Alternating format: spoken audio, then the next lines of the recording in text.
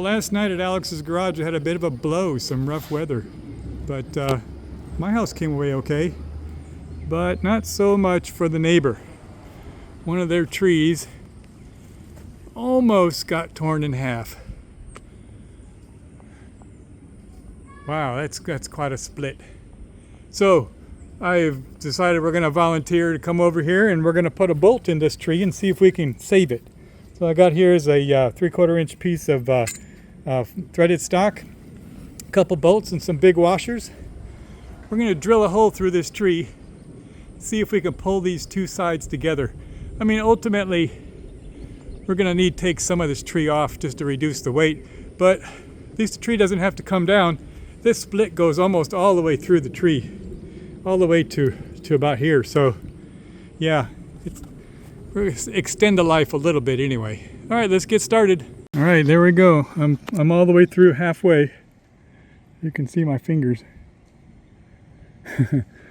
We're drilling a 1-inch hole to make a gap, so when we pull it together, it'll have a little bit of room to move up and down when the wood comes back. But making some progress. Just got to get the hole on the other side to match up.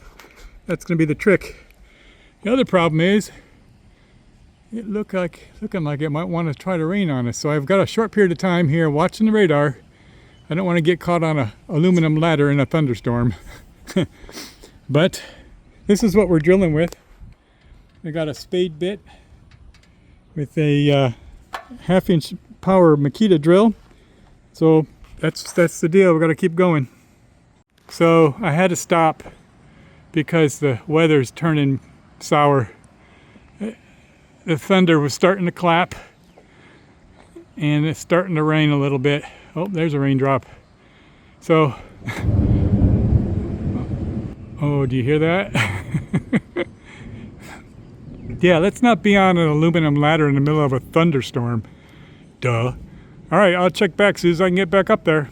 Well, it rained all night last night, but I finally got out here and got that drilled through, and we got the threaded bar through.